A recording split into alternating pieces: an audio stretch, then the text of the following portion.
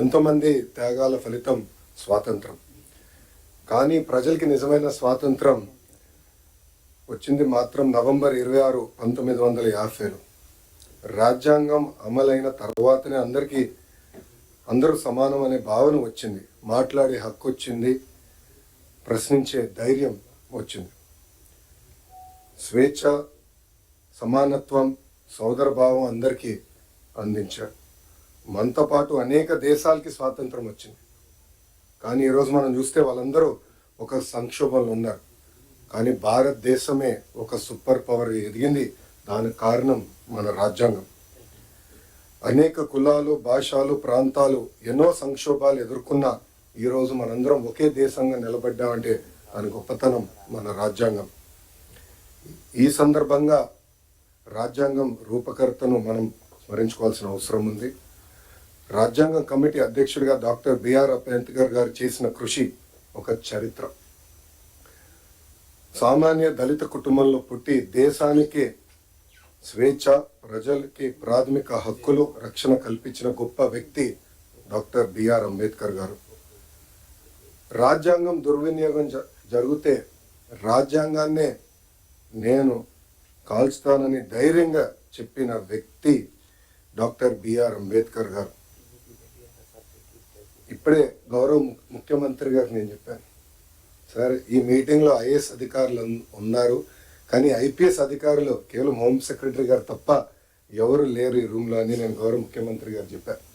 ఇది ఎందుకు చెప్పానంటే గడిచిన 5 సంవత్సరాలు రాజ్యాంగం విలువేంటో తెలుసుకునే మొదటి వ్యక్తిని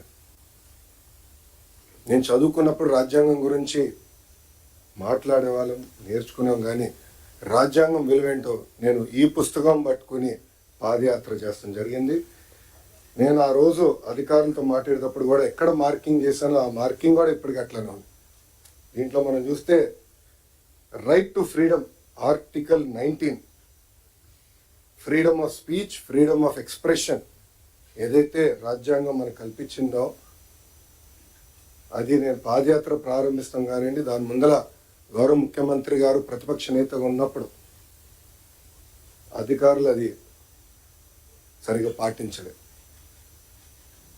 అందుకే ప్రజలు ప్రజాస్వామ్యంలో తీర్పిచ్చారు.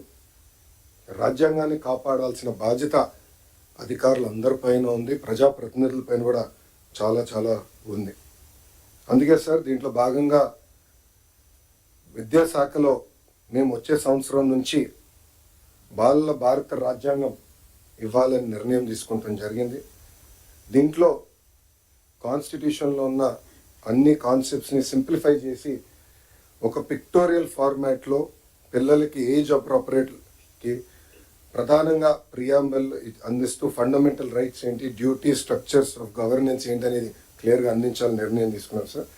దాంట్లో భాగంగా భారతదేశానికి స్వాతంత్రం వచ్చిన కారకులైన మహాత్మా గాంధీ గారు, అంబేద్కర్ గారు, నెహ్రూ గారి గురించి కూడా దీంట్లో చాలా చెప్పాలని నిర్ణయించుకున్నాం. అంతేకాకుండా సివిక్ అవేర్నెస్ అనేది చాలా చాలా అవసరం.